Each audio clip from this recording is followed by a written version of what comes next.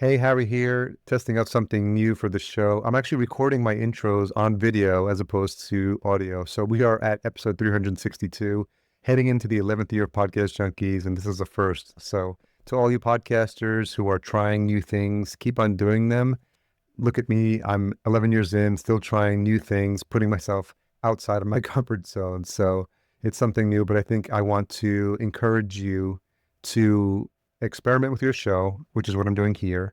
But I think what this does, and what I've seen other people do successfully with this, is lead you into this content. I really would love for you to just watch everything that's happening here, but the only way you can do that is if you feel it's going to get value for you. So I want to encourage you to do that, and that's the reason for me doing this video.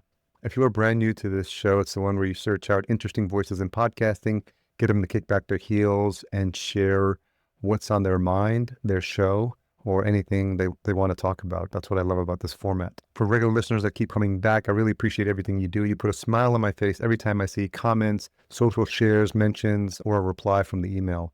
Everything you do, I appreciate. So keep on doing it and share this episode with at least one person you think would get value from it. In case you missed last episode, we had a great conversation with Phil Gibbons. He's the host of Bite-Sized Biographies, and he shared his journey from a traditional corporate background to winning it big on Who Wants to Be a Millionaire and eventually launching his own podcast. We discussed his passion for condensing 700-page books into digestible episodes, his production process, and the challenges of growing a podcast audience. I've been so impressed by everything Phil has put together with the show that we're actually working together in a coaching capacity to look for other opportunities to grow his show as well, and that's been fun. This episode, I speak to Kelle Sparta. She's the host of Spirit Guide and Spirit Sherpa podcasts, and she shares her journey from real estate podcasting in 2005 to becoming a spiritual teacher and a guide. We discussed her experiences growing up with a mother who recognized her psychic abilities early on and how that shaped her path. Kelle offers insights into the challenges of finding accurate spiritual information in today's world and the importance of understanding one's core essence as a spiritual teacher. Naturally, if you've been a follower of the show, and if you've been a listener of this show or a viewer of this show like you are, you'll know that spirituality is something that's top of mind for me. I came out of the spiritual closet, as I like to say, probably 4 or 5 years ago, and I've been talking about it more publicly. And it's in alignment with who I want to be and how I want to be growing as a person, and more specifically, who I want to be working with and my clients and my students. And throughout this conversation, Kelle provided valuable advice, not only for podcasters, but for anyone who's on the spiritual path, including the benefits of having a co-host and importance of planning content in advance. We touched on her approach to high-ticket offerings and how she's adapted her coaching methods to keep up with the changing technology. Her journey is a testament to the power and persistence of authenticity in both spiritual work and podcasting. And I know this story is going to resonate with anyone interested in not only spiritual growth, but also looking to improve your podcast skills. There's 5 key takeaways which I thought were so impactful, I wanted to outline them for you here. Number 1, consider adding a co-host to your podcast if you're struggling with motivation or consistency. As Kelle mentions in this episode, having someone to talk to can make it easier to sit down and record regularly. 2, plan your podcast content in advance. Kelle aims to be 90 days ahead on content for her show, which reduces stress and allows for better organization. And as I'm recording this intro, I think about how beneficial it would be if I was 90 days ahead on my content, and it's something that I want to work towards at being better this year. Takeaway number 3, experiment with different podcast formats to find what works best for you and your audience. Kelle's Sherpa podcast includes a brief personal update, main topic discussion, and a call to action at the end, and that's a really solid framework. Takeaway number 4, don't underestimate the power of your podcast as a business tool. Kelle shared that 98% of her business comes from her podcast. That's amazing. 98% of her business comes from her podcast, and it demonstrates the potential as a lead generation channel. It's one of the things we talk a lot about with my clients and my students, so if that's something of interest to you, please reach out because it's something I'm focused on. How podcasters who are business owners can leverage a show to grow their client base and nurture their best prospects. And lastly, takeaway number 5, consider using async tools if you're coaching, like Marco Polo or Voxer for coaching or client interactions. I see this used a lot. It's a way to communicate with your clients in a way where you don't have to be there for an immediate response. So listen for all these takeaways in the conversation. And as I mentioned at the top of this intro, if you're getting value from this and you want to help us spread the word, my one ask is that you share this with one person you think will get value from this. Send them the Spotify link, the Apple link, or even just send them to podcastjunkies.com. I'd really appreciate it. And if you're feeling extra generous, head on over to podcastjunkies.com/love. I'd love to read your review out next. Okay, enough about me. Let's get into this uninterrupted conversation with Kelle. So Kelle Sparta, host of Spirit Guide and Spirit Sherpa, thank you so much for joining me on Podcast Junkies. I'm thrilled to be here, Harry. It's been quite the journey for you and I. We've had power outages and system reboots and all sorts I of fun stuff. know. So, you know, I think it's highly appropriate because we're going to be talking a lot about frequency and energy, and that's real stuff, whether you choose to believe it or not. And it affects, everything that's happening and the way the forces move well, in this universe. So, and we are in the middle of Mercury retrograde, so yeah, technology breakdown is expected, right? yeah, So, so good. So I was doing some outreach on LinkedIn and that's how we got connected. But I'm always fascinated, especially on LinkedIn.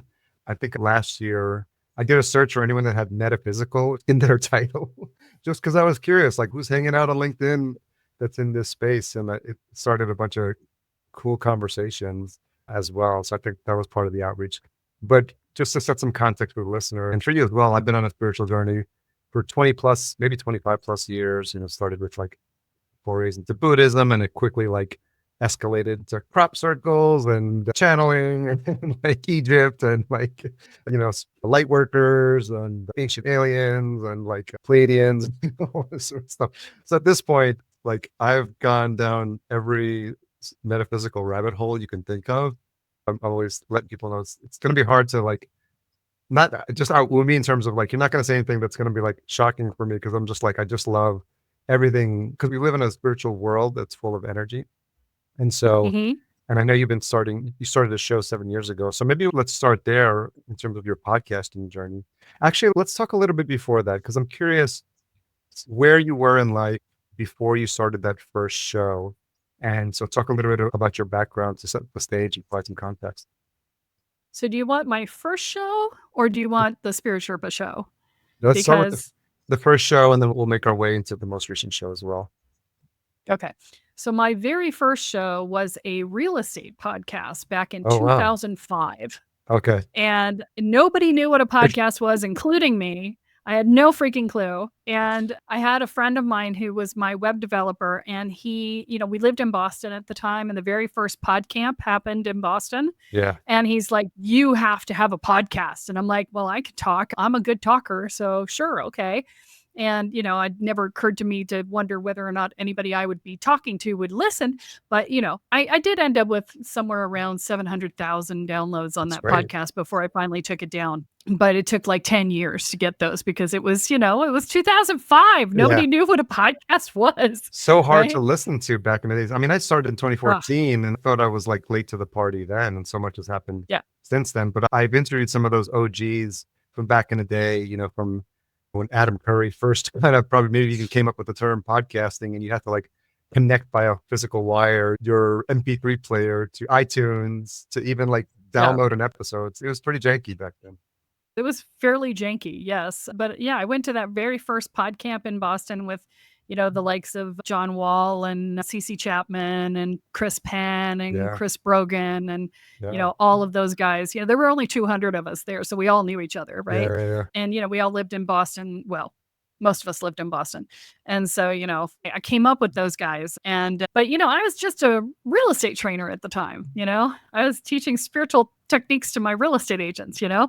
And so I didn't go the path that they did with all the social media stuff and go in that path because that just wasn't where my interests were. Yeah. And then, the real estate market tanked and big surprise.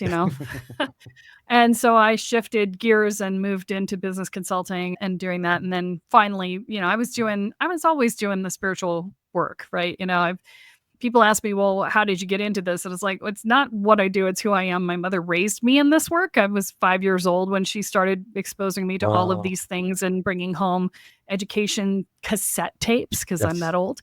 And, and books and, where we have to like cut out the little piece of paper out of the book to send it in by snail mail to get the cassette tapes back like a month or two later, right? It's Wow. just, you had to send a paper check, right? And so, I've been studying this stuff. I'm 55 now, so that's 50 years. Yeah. And so, I had high school yearbook signatures who read like client testimonials. So, this is just who I am. And so, What was that journey like back then? I'm 54, so child of the 80s for sure. I can only yep. imagine how challenging it must have been as a child. I mean, it's challenging enough to find, your friend group. And I moved, so I started grade school, like my second grade school in third grade. And I remember that day walking in like, oh, know anybody? And you feel so awkward. But when you're on the journey, you're getting these teachings from your mother. I just love like origin stories. So I'm just curious how they resonated with you and how they were landing. And was your mother always spirit? How did it get to her, from her to you? Well, my mom was military, so Okay. we moved every year or two. So I feel for Okay. you with the Yeah. moving schools all the time. And my mom, so I went to my father's funeral in 2017 and I ran into this couple who knew my mom back when my parents were still married in like the mid 70s. Wow. And they came up and they said, "Oh, we knew your mother when she lived in Salisbury." And they said, "She was a free spirit," which is Southern for a crackpot, right? Yeah. Yeah. Yeah. Because in the 70s, buying into this stuff, you were considered a crackpot. That was just the nature of the Yeah. beast, right? You had to really Unfortunately. believe. This is one of the things I tell people now is because everybody and their brother is talking about spiritual stuff online now to varying degrees of accuracy, Yeah. right? Yeah. And I was saying that, I keep telling people, I'm like, look, it was so much harder and so much easier in the 70s to do Yeah. this work because it was harder to get the information, but you knew when you got it, it was accurate because the people who were putting it out were willing to live with the stigma of being out of the spiritual closet. Oof. Right? Yeah. And so they were true believers who were really studying, really knew their stuff. And so you were learning from people who had a clue. Whereas today it's trendy to be spiritual. And so you Yeah. get people who are like, hey, do this and that. I mean, I got asked for a quote the other day on an article in, I think it was Home and Gardens magazine. And they were like, oh, we're looking at smudge pots Yeah. and, all of this and smudging. And they said, "Oh, well, we're gonna put bay leaf in a smudge. We're gonna Yeah. smudge bay leaf." I'm like, "No, you put bay leaf in a smudge pot. You do not burn bay leaf. It is Yeah. toxic. It will kill you. Please Yeah. don't burn it." And they're Yeah. like, "What?" I'm like, "Yes, please be careful. Study these things. This is Sure. bad, right?" Yeah. And so it's just so much harder today to find valid information. And with AI, it's getting even harder because Mm. all AI does is scrape everything that's out there, whether it's right or Yeah. not, and Yeah. then regurgitate it. And Yeah. so we're getting more and more, you know, instances of bad information, Yeah. which make people think when they go to research it that it's good because it's listed everywhere. It's a problem. Yeah. It's a real problem. So, yeah, my mother was psychic when she was a kid, Wow. and she turned it off because it scared her, and Mm. she never figured out how to turn it back on again, and she was absolutely committed to the fact that she did not want that to happen to me, and she said Wow. I was talking to ghosts in my crib, and she knew from the moment I was, like, 6 months old that I was psychic and that I needed to be trained. Wow. So, I effectively got a shaman's training, right? Because Wow. it was from birth, right? Sure. Do you Yeah. remember, I mean, I didn't know what a shaman was. how was that landing for you in the context of, like, being a kid, being, like, going through the challenges of being a kid just are hard enough, going through puberty and all that adolescence and all this sort of stuff. So how did you manage those 2 energies of just, like, "I'm trying to be a kid, but I'm also trying to learn from my mom here," or, like, some really important stuff? Well, I think I knew it was Yeah. stigmatized, and so I just didn't talk about it with my Yeah. friends, at least not in context, Yeah. Yeah. right? I would say things like, "I live a charmed life," right? And that was my mantra is I lived a charmed Yeah. life, and my friends were like, "What does that mean?" And I'm like, "Oh, it just means everything works out for me all the Yeah. time." And they're like, "Well, that's cool. How do you make that happen?" I'm like, "I just kinda believe that it does, and therefore it does." Yes. And they're like, "That's cool," because kids don't care, Yeah. right? Kids really they don't care, they don't know that there's a stigma, they don't know it's spirituality Mhm. when you talk to them about it, so they're just like, "Oh, you just believe it and it's true?" It's like, "Yeah, that makes perfect sense to a child," Yeah, for sure. because they remember Yeah. that, whereas, adults have forgotten it, they've had it beaten Yeah. out of them? And so how did Yeah. you start to it's so funny because you mentioned with the first show, it was real estate, but you were, like, introducing spiritual concepts into real estate as well. So it's something that, felt like you were always looking for opportunities to bring into your regular life. Yeah, pretty much. I mean, I just can't do Yeah. anything else. Yeah. I've tried. There was a period of time in my life when I could not figure out how to make a living doing Mhm. this, and I tried many times to Yeah. quit. And every time I would get my resume together because my resume is awesome, right? I've got a great resume. And I would put the resume out there and I would feel like my soul was dying and I would go out and shut it down. That's interesting. Yeah. like, like, I can't get a job, because I just, yeah. So thank God I figured out how to make a living. Yes. Because otherwise I'd be a poor little church Yeah. mouse, but it did take me a long time to figure that out. And so So, after yeah. the real estate, you shut down the real estate podcast. What was next for you? So after that, I did local Okay. work. So I was in Boston. I was doing private one-on-one coaching for a long time. I was doing that on the internet and locally. Then I took, so I'm going to back up a little bit because in Mhm. 2002, I went on walkabout. And so I did it in the US and I did it in my car, but I was homeless for a Wow. year. And I went where spirit took me and I did what it told me to Mhm. do, right? And so, the premise of walkabout is to go out into the world until you find Wow. yourself, right? And so it took me a year. But in the course of doing that, I wrote a book. And because every place I stopped, because I was staying with people I met along the Mm. way, right? And so every place, so you have to sing for your supper, right? It's like, they're like, tell me all about your Yeah. journey. It's like, I got so tired of telling people about my journey, right? And so I just started to write it down. And what I was writing down was everything I had learned in the previous 5 years or Yeah. so, right? Everything I could remember because they were like, well, how did you learn this? And how did you learn that? La, la, la, la. And so, I was at one space and the person was at school for like 10 hours a day. And so I had nothing to do. And so I used her computer and in 3 days I had 45 pages of a Whoa. book written. Okay. And over the course of the next, I want to say like 5 to 10 years, that grew to from 45 pages to like, it was probably about 110. And then, and right before I started putting it into a program format, it was about 183 Okay. pages.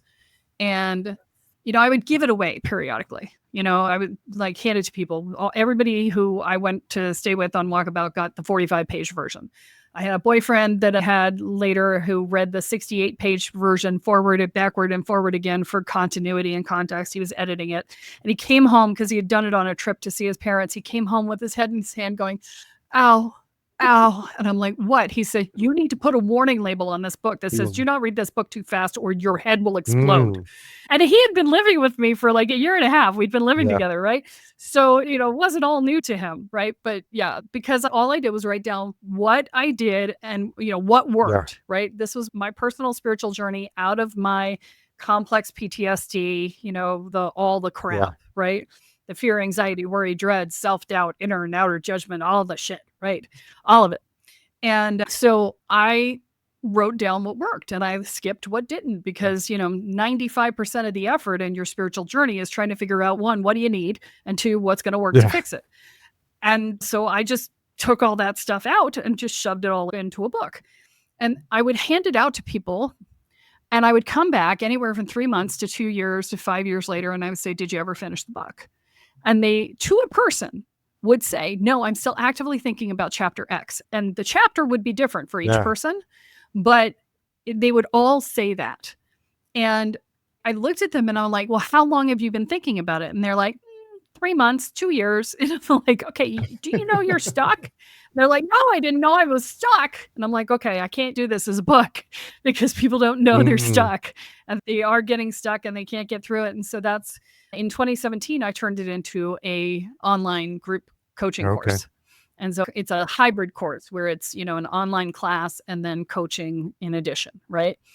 And so that brought me to a place where I was doing just that. And it ended up, because of course I can't help myself, I'm the content queen. I ended up turning it into, it had so much content in it, I had to turn it into 3 programs. It takes 2.5 years to finish it but it's 25 years worth of personal growth and development and 10 years worth of energetic training. All in 2.5 years. So it is the express train, but it is not a blow yourself up express train. So, I think that's what some people don't concept of energetic work sometimes is the fact that you're working with energy. And if you start opening up the channels too fast, you'll blow an internal fuse. And I think people Yes, find you that the will. hard way. I'm curious, Kelly, when you were coming back to these houses and you were having conversations with people with whom you had shared the book, was there a common thread where people were getting stuck or it was just all over the board? Now, it was all Yeah. over the board. It was based on where they were when they first got Okay. the book. So, if they started, earlier stage, they would get stuck earlier Yeah. stage. If they started later, they'd get stuck later. But, I just turned it into the program because that was just the easier way to get people actually through the Yeah. content. And inevitably, if somebody comes to me in the middle of their program and they're like, I need to quit, I'm like, do the next Yeah. lesson. And if you still want to quit, we can talk Yeah. about it. And inevitably, they're like, nope, that was what I needed. I'm good. It's so that's So, interesting like, energetically this is because I've resistance. been, no shortage of curiosity about information and reading, like all, you go down one spiritual rabbit hole and then you see a book recommendation before you know it, you've got like 5 books in your Amazon Kindle and you're just like you're trying to process all the information. But there is a interesting common thread that I've been coming across recently of like sometimes people will quit right before the transformation.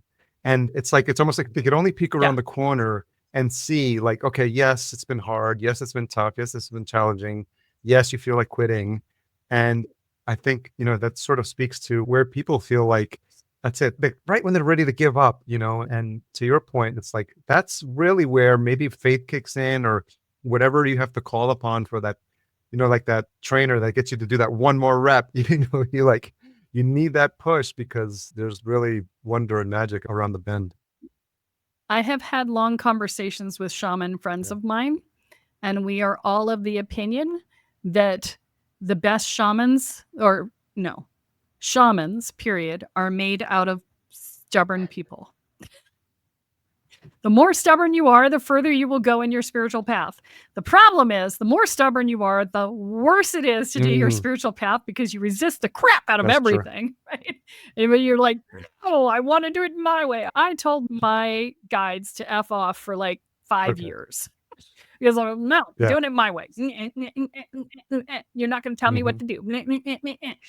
And, eventually I got it, but it could have been faster. Yeah. But that same stubbornness that kept me from doing what I Yeah. needed to do is the thing that kept me on the Yeah. path. So, you know, I'm always conscious of like, people from all walks of life that all different parts in their journey are listening as well. And so obviously there's people that immediately resonate. Some people maybe actually be repelled because energetically that's yep, what happens, right? They're like, oh, I'm not ready for this conversation yet.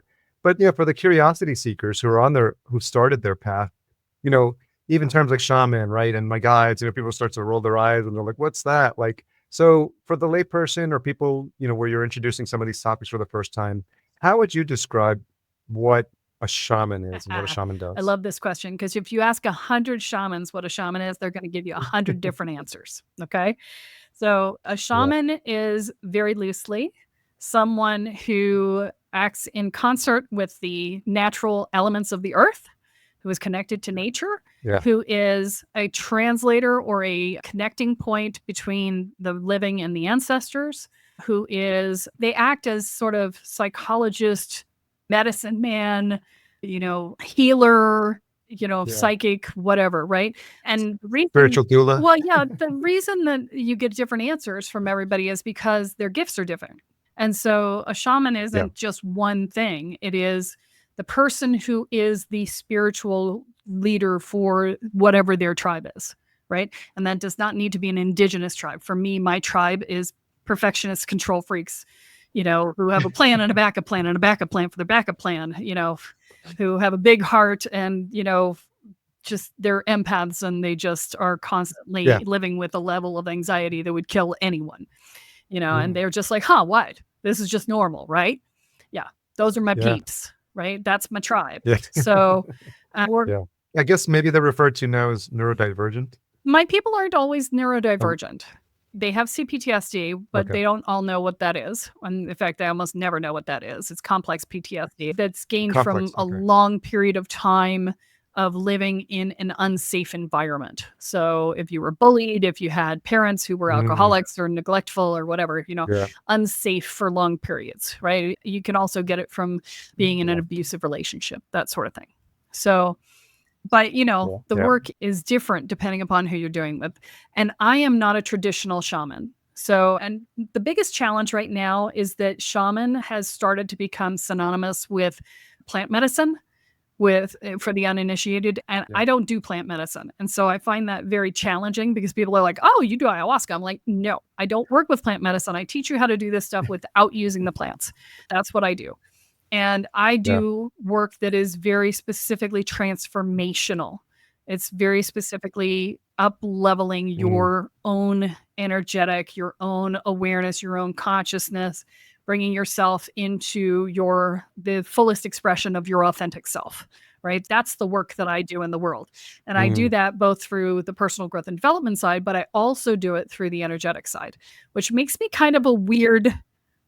animal in the field, right? Because a lot of people do energy Yeah. work, or they do personal growth work, or they do wellness work, or they do energy healing, and I do all of it, right? 50 years has allowed me to sort of mix and Okay. match and smush things together and break down the silos that all of this stuff is taught in. And that's really what I did on my Spirit Yeah. Sherpa podcast was I started just teaching everybody all this stuff, all the 2-hour classes that you take when you're just getting started, right? I did those on the podcast. Yeah. And you were asking me, since we're talking about podcasting, how I got to the different things. So I started the podcast because my friend and I had been running little 2-hour classes locally through Meetup. And that's how I had been getting my clients. And then we Okay. decided to move. My husband and I decided to move from Boston to Virginia. And I was like, I don't have anybody. I'm basically shutting down my business if I do that. And so for the next 6 months, I Yeah. set up a Yeah. podcast and we pre recorded 6 months worth of podcasts, sent it out to get it out there in the world and whatever. And 6 or 7 months into the podcast, my friends started coming up to me and saying, "Oh my God, I love your podcast." And I'm like, "It's a beginner's podcast. Why are you listening? Why? Why?" And they're like, "No, no, no. Yeah. You're taking every 2-hour class I've ever taken in my entire life and stitching it together into a big worldview." And I was like, "I am?" Mm, Because I had no mm, idea I was doing that. It works that way in my head, so it makes sense, but it was not something I was consciously sure. trying to Sure. do. And so, What was the format, Kelly? Is it just like you were taking the seminars and just teaching, so solo content for the 2 hours period, or did you compress it down, or was it like were there actionable takeaways? I'm just curious about what you did when you first started. yeah, so I had a co-host and he Okay. was the voice of the listener because he was the Okay. boyfriend of one of my students.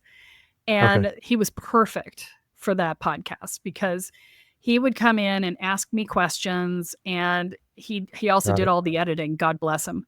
Back at that time at 20 this would have been 2018, Oh yeah. editing was not nearly as easy as it is today, right? So Yeah. but he did all the editing and the audio, the processing and all that stuff. Mhm. But so it would be me talking about a topic, and it was half an hour, 40 minutes. Okay. If you were doing a live class, that would be the equivalent of a 2-hour live class because in a Okay. live class, you have people arrive, everybody goes around the room and says who they are, and where's the Yeah. Yeah. bathroom, Yeah. take a break, blah, blah, blah, all the questions at the Cut out the end, filler. yeah, exactly. So, basically, we just went through so much stuff. I mean, we did a weekly podcast. It's been up for 7 years. So, Okay. That's a the lot. amount of I mean, it's like 350 episodes of averaging between 30 and 60 minutes per episode. And so we did series, we did the wheel of the year, we did the chakra system, we did, we did a bunch of different things. So basically what it comes down to is I structured that podcast to support my business, right? So what I did was I looked at who is the market that I want to sell my programs to, Okay. and then where are they just before they need to work with me. Mm, And so I know that in the spiritual world, you have the question that starts the journey, which is there's got to be more to life than this. That's the question, right? And then yeah. you go into the discovery phase where you start to research and see, is this possible? Is that possible? And you go, holy crap, this stuff really works. Then you enter the proof and proselytizing stage, which is I must drag everyone I know out to classes with me so that they don't think I'm nuts, right? Yeah. Yeah. And so at that stage, people generally get lost for 2 to 5 years in the rabbit holes. Mm, And that's yeah. what you were talking about, right? Yeah. They do deep dives into different rabbit holes. They have no idea where they're going or what they're doing or why they're doing it. They've completely forgotten that they got into this because they were in pain and unhappy, and they've gotten distracted by the bright and shiny, right? Yes. Ooh, angels, ooh, crystals, ooh, tarot cards, ooh, Yeah. aliens, ooh, whatever, right? And so, my vision for that podcast was to shorten the distance of that 2 to 5 years to 10 to 15 episodes, right? Did you have a Because specific call to action at the end of each episode, or you're like, here's if you want to take the next step with me, or at the time were you just creating the content? honestly, I'm terrible at that. So I would remember every 10 episodes or so to say, oh, by the way, you know, Yeah. and it was so funny because one time it was like episode 81, I think. I just out of the random blue, I said, and Yeah. if you've been binging this, it's time for you to pick up the phone or go online and schedule a discovery call with me. I cannot tell you how many people who scheduled discovery calls with Yeah. me went, I felt like you saw me. I had to call. I was just like, okay. But it completely inspired in the moment. I did not Yeah. plan that, right? It was just Sometimes as podcasters, we tend to not think about that, but we forget that there are engaged people that are listening, and sometimes they're just waiting for that prompt to take the next action. And we think we're like, oh, like maybe I'm asking too much of my audience, or maybe like they don't want to do anything. But I think it's all in our heads. And I think sometimes people yeah. need like an invite, and they really feel like, okay, if she's asking, then it's the right time and I should take the next step. Yes, absolutely. And today I'm much better about it. I still don't do it every episode, and I kind of don't Yeah. want to do Yeah. it every episode, honestly, Yeah. because, that's irritating, right? I Yeah. don't want to hear it every episode if I'm listening. So, if it fits the content, then I bring Yeah. it up That makes sense. organically in the moment. And if I have something that I want to advertise, like I'm putting together my next retreat here in Panama, like that's what I've spent the last 2 days doing, is editing videos for that. And for something like that, I will create an ad. I've actually changed my hosting platform so that I can do my own dynamically inserted ads on my own podcast instead of being stuck with the ones that they want to give me for stuff that's unrelated to me and I don't make any money off of. I'm like, no, I want to be able to do that. So I use Captivate, Yeah, we're on and they Captivate let as me well. dynamically, Yeah. yeah. And so I get to dynamically insert my own ads, and that's what I do. So when Important. I'm ready to launch the retreat, I'll put that in as an ad. And then that way I don't have to remember. I don't promote anything in the podcast itself anymore that isn't in evergreen, right? Yeah. So if I'm doing a short term thing like like I'm doing a how to launch a spiritual podcast class. It's a That's two good. and a half hour class. I'm doing that on January 13th. That will not go in an episode as a promotion in the episode. It Yeah. will go in as a promotion in just my Wednesday episode. So Spirit Guides is a different podcast, and Spirit Guides is 5 days a week. Spirit Sherpa was 1 day a week. I got to tell you, I don't recommend that. It's a lot. I don't know what I was thinking, but the Wednesday episodes for Spirit Guides is all about spiritual business owners. And Oh, so okay. I will promote on the Wednesday episodes only of Spirit Guides for that podcast, how to launch a spiritual podcast class, right? So Talk to me yeah. about the impetus, or where the idea came for Spirit Guides after doing Spirit Sherpa for so long.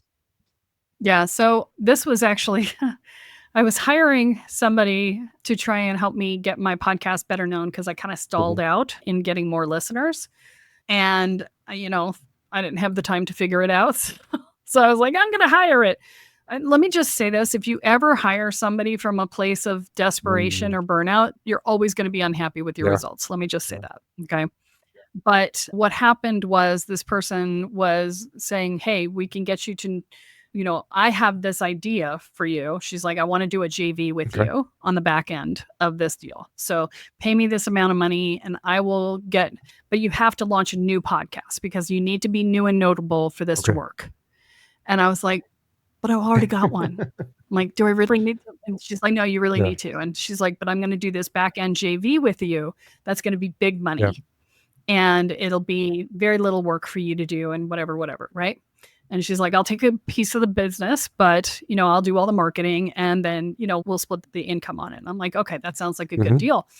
And I said, but if I'm going to get to new and notable very quickly, then I need to be doing a lot of episodes because a few years ago, I was in a podcasting group with Counterweight Creative, Oh Jeremy yeah, Enns. Jeremy's great. He's He been was on the running a show. Yeah. program. Oh, Awesome. he's awesome. Yeah. Amazing, right?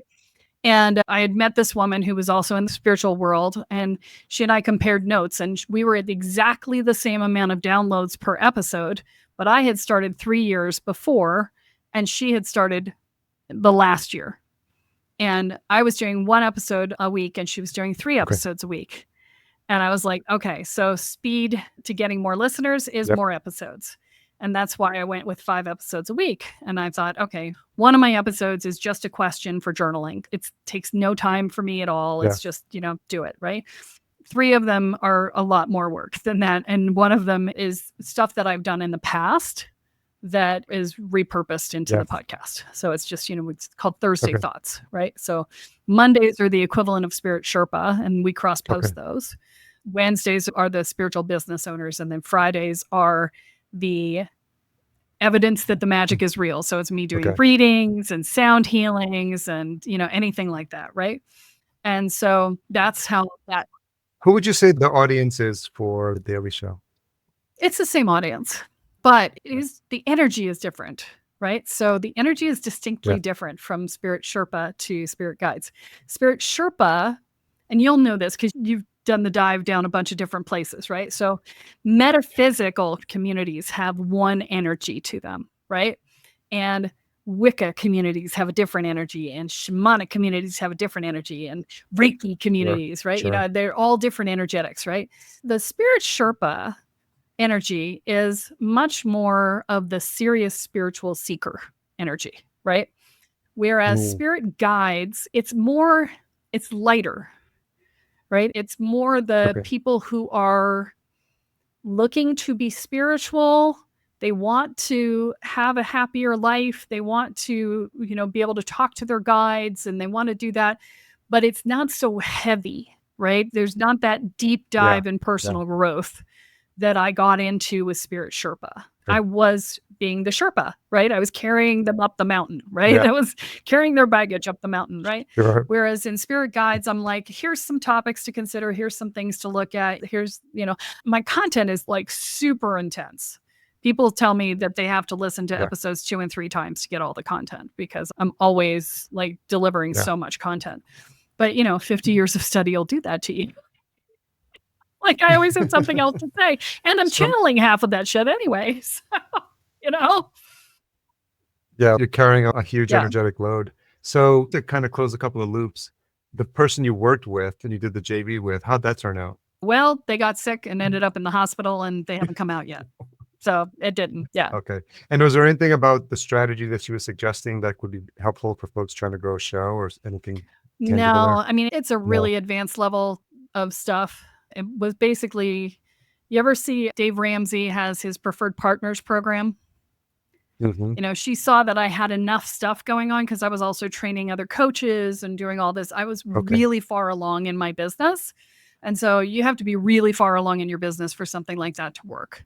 And she said she's offered it in 20 years. She's offered it to like 5, 6 people. So, it wouldn't work for the average person out there.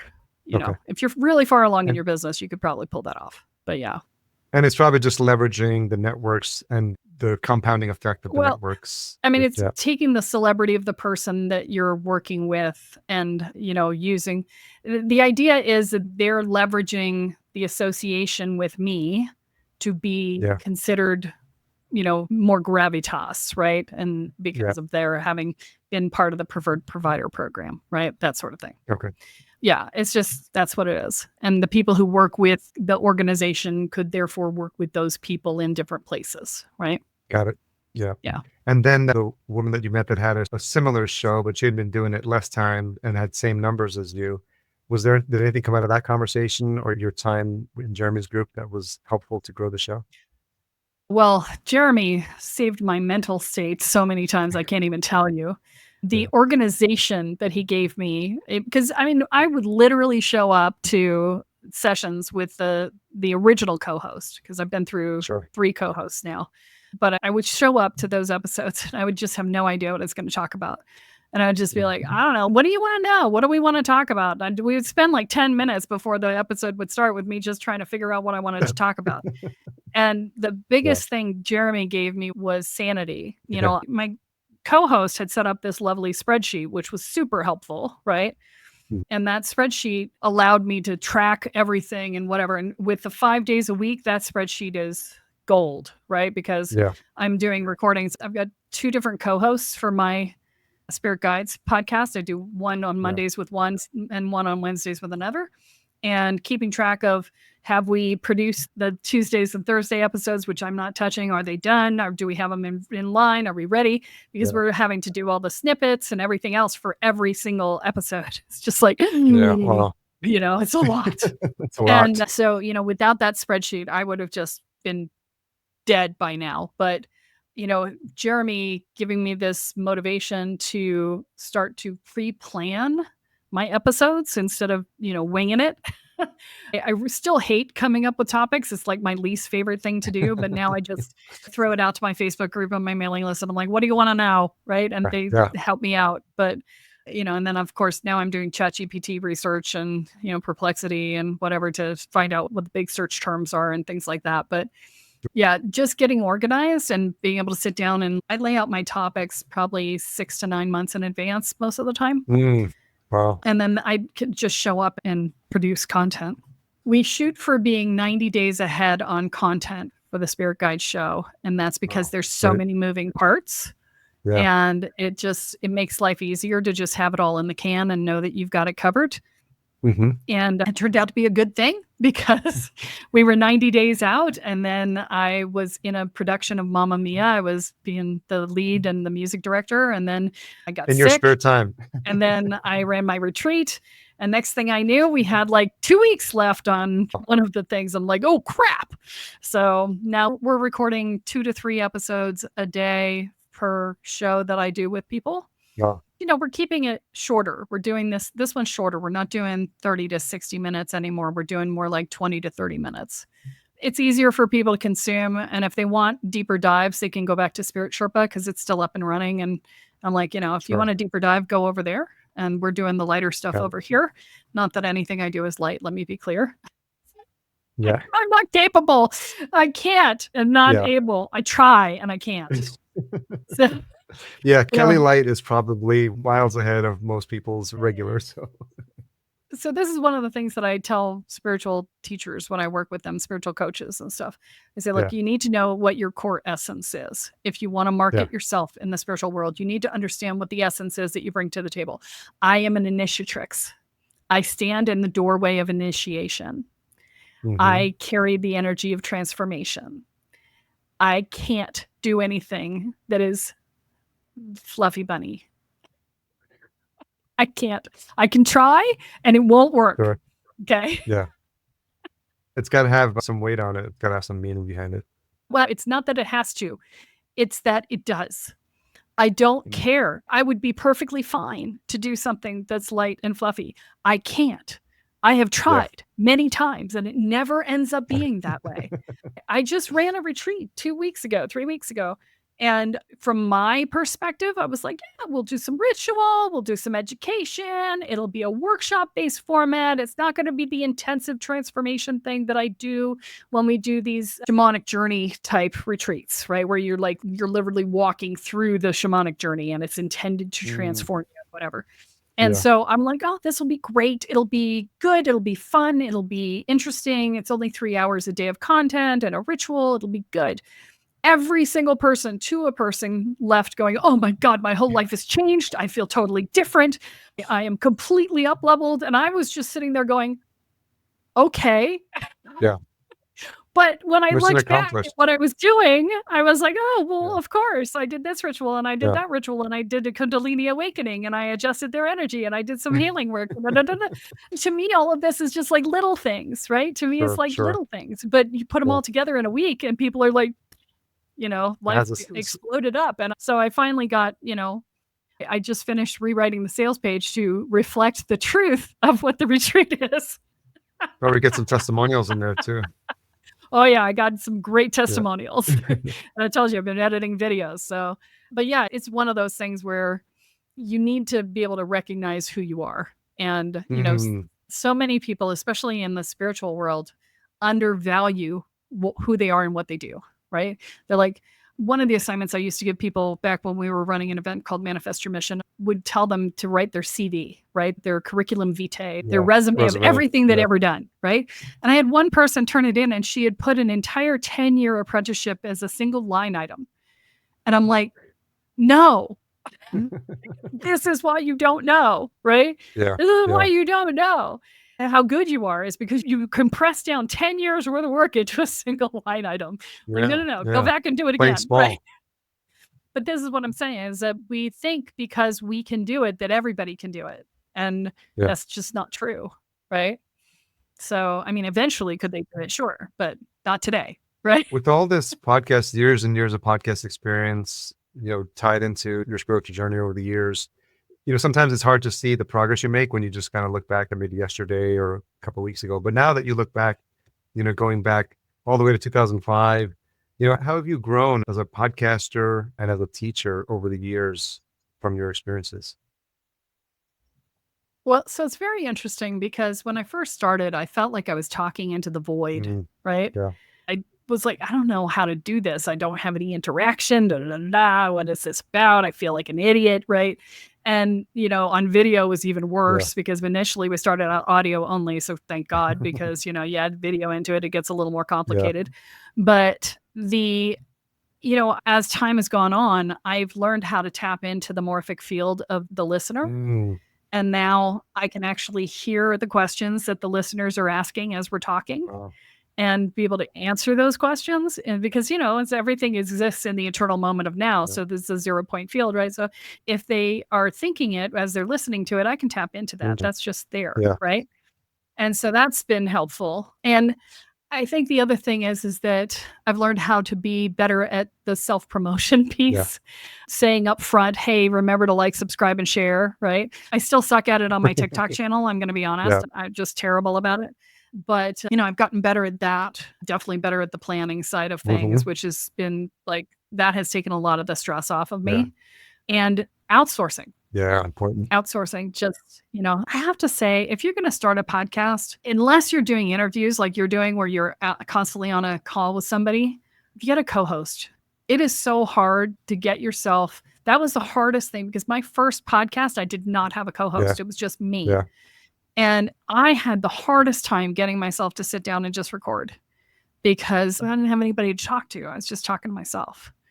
And, I can do that. It's I hard. spent years driving people around in cars who didn't want to talk. So I got very good at talking to myself, but, as a real estate agent, but it's hard to get yourself to sit down and talk in front of the computer. And I was doing 45-minute long episodes Yeah. at the time, which is really long by yourself. And so, one of the things that really helped me in 2018 to make the move, and in fact, 98% of my business comes from my podcast right now. Wow. That's great. So yeah. And the podcast it's good. The Spirit Sherpa has been downloaded in 147 countries around the world. It's over I don't know, it's like 350,000 Yeah. downloads or something, but that's still not that much, compared to, it's top 2%, but it's still not a blockbuster Sure. podcast, Sure. right? Sure. It's not one of the big ones. It's not on being, Yeah. right? It's not the 0.01%. Right, exactly. So, I get between, 3,000 and 4,000 downloads a month, right, Yeah. off of that podcast. And so at the height, it was at 5 because it's declined some because of the Spirit Guides. We went over and cross-posted and whatever. Sure. But Sure. and the Spirit Guides is slowly making its way up. It's in top 10% now, but Yeah. it hit that like 2-3 months ago. So Okay. it's kind of, that's where it is. But, when you're looking at it, the work that I do is high ticket, right? So, Yeah. I'm the express train, so it's not the cheapest path, right? It's the Mhm. fastest path. There's a difference, right? You can have Yep. Of speed course. and quality, or you can have low price, right? Yeah. You just got to choose where you are in the world, right? If you want to do the low price, Yeah. I think the trifecta is speed, quality, and price. You have to pick 2 or something like that. exactly. Yeah. Yeah. And I chose speed and quality, Yeah. right? So my price is higher, Yeah. but it's worth every penny, Yeah, of right? So course. you have to know that about yourself, Yeah, though. it's a- If you want to do the lower priced offerings, then you have to have a lot more people that you reach. Yeah. I don't have to reach as many people because with, And I have a lot of turnover. I have a lot of new people who come in. Each month it's like 1,000 new people who come in. And so, although according to Castbox, the average person is listening to 30 to 40 episodes, which isn't bad, Yeah, that's right? good. For Spirit Sherpa. Yeah. I haven't checked on Spirit Guides recently, but on Spirit Sherpa. And so that's actually pretty good, right? And my listen through rate is really high. Yeah. It's in the 70, 80, 90% That's really range, good. depending upon the episode, right? Yeah. But like I said, I pack a ton of content. And so there's that. And the format, you asked me about format. Yeah. So the format of Spirit Sherpa is 5 or 6 minutes of shooting the shit about my life and what's going on and, whatever, because my life is kind of interesting because I moved to Panama and, a lot of things. My life is always changing because I carry the energy of transformation. So, we did, 4, 5, 6 minutes of that. And then we would go into the topic and we'd talk hardcore for half an hour, 45 minutes. And then we would close with a call to action of some kind, like, subscribe, share, whatever, right? And when we had listener questions, we would throw those in between the shoot the shit and the primary topic, right? Yeah. And so, one of the things that I would do now, which I haven't had the energy to fight with my team over yet, is I would have them take one of those snippets that they're pulling out to create the episode. And the reason I haven't done this is because of the flow of work. Right now, the guy who edits the audio finishes his editing, hands it off to the girl who does the snippets and creates the image to go with it. And so it would require it going back to him again to take that snippet and edit it into the front. And I'm like, if it was one person doing all of it, it would be no big deal. But with her being the last person in the cycle, because there's somebody else who does the show notes, right? With her being the last person in the cycle, the timing for getting that shifted back over and getting him to be able to drop that in again, it's a lot, especially since he's doing video and audio editing. So I haven't done it. But if I were to do it, that would be the thing that I would do differently is I would take that snippet, put it at the very front before the branding. Before the opening, before the intro like the cold and everything. open. I would just do that, 15-second snippet of what's cool in the episode. That would be what I would do. So I think right now the JV partner, her team is doing all of my editing for that podcast. And so I can't change that just because of the way it works. But if I were to hire somebody to do that, I would be hiring a single person to do all of the editing so that would be something I could ask for, because I really do believe that would improve my download rate and my listen rate, because, nobody cares about your opener, they just don't. And the other thing is that, she talked me into doing questions as our titles. And we have some snarky questions, which I thought was fun because, we're fun and snarky. And, one of the things that people tell me they like about me is that I cuss. So, I was like, okay. And so we had some snarky questions, but it's not doing so well for SEO. They may get interest, but they're not doing great for SEO. Yeah, I think it's important thing to keep in mind, because when we start shows with clients, one of the first exercises is have them title their first 12 episodes and really think through, like, I call them prescriptive. Like, it should be something when they see it, they feel like they're going to solve a pain point or get the question answered. That's maybe why questions might initially help, but it should almost be like in a way that's, when they read it, they know exactly what they're going to get, because people are bombarded with like podcasts now. So you really have to almost hold their hand and say, by the way, this is what's going to be in this episode and why you should listen. And so it's an ongoing challenge, obviously, to work with SEO and then figure that out. But definitely it's an SEO available field, which is an important one. Yeah. And thankfully we have good show notes for this one. I was crappy at show notes in the beginning. Yeah. It's terrible. I was like, I don't want to, right? But we've got good show notes now. But I think we may need to go back and retitle the 130 episodes we already have on the Spirit Guides podcast. Yeah, probably. Just to get better SEO on them, even though it won't match with what's in the recording. I don't think I care, So it is what it is. And on my spare time, I'll think about that. Your spare time. So I had a feeling this conversation was going to just fly by. There's so many fantastic things to talk about that people can deep dive on. So normally we wrap up with 2 questions for our guests. So the first one is, what's something you've changed your mind about recently? Oh, well, I was going to launch a lower ticket school. Okay. I was gonna, start because I have enough followers now to really pull off a low ticket thing. Yeah. But I've realized that that's not who I am. It's because low ticket requires lighter topics. Yeah. I can't. I need to honestly acknowledge who I am. So I've decided not to do Yeah. that. And I'm doubling down on the retreats because they went so well. Okay. So I'm really focusing my business on the live in-person sort of thing, in addition to the coaching that I've got, the online courses, the larger courses, Sure. right? I really like that So- approach, and something you alluded to earlier, this idea of having a high ticket offer. And we work with business owners who are doing coaching programs, retreats, in multiple $1,000 like offerings. And I think it's important because as a podcaster, there's a book that I'm reading now called 10X is Easier Than 2X. It's by Benjamin Hardy, and he worked with Dan Sullivan, who runs Strategic Coach, and just kind of the way they get entrepreneurs thinking. Like a lot of times you think you're just going to double something and you think about getting to 10, it's going to be so much harder. But it's really one of the things that's interesting in the book is this idea of eliminating. It's more about eliminating the things that are not going to get you to 10X. And that's a really like eye opener for a Yes. lot of people. Cause like to your point about the small ticket offer, small ticket means more people, means more customer service, means more emails, means more people complaining, because it's weird how I've noticed this, how when people pay more money, they're easier to deal with. There's a certain inflection of a Oh, price totally. point, which is so fascinating to me from like a pricing standpoint and some sort of psychology that's happening there. But I've experienced it myself, and they're just like, they don't complain as much, and they see the value and they know what you're worth. And they know, Yes. probably from having had experience themselves in their own business, that like, oh, she's going to get me there faster. And the most valuable thing for me is my time. So that's why Yeah. they're putting a premium on it. Well, and you also don't have to track them down for payment 90% of the time, right? Yeah.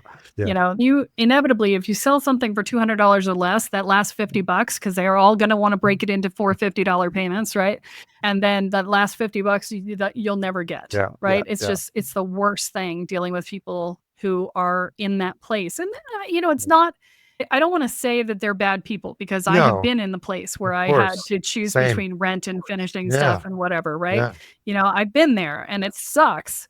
But from a business perspective, it's much easier to work with people who have sufficient capital to be able to do the work with you. Yeah. And then it's just a matter of, the worst case scenario that happens usually is the card expires Yes. or gets stolen. Yeah. And it takes them 2 weeks to get around to calling you back because they're so busy. And it's not because they didn't have the money. It was because they just have been so busy. Sure. And they're like, oh, right. I'll Sure. get that to you when I get home. And then they forget. And you got Yeah. to nag them. And they're like, sorry, right? Yeah.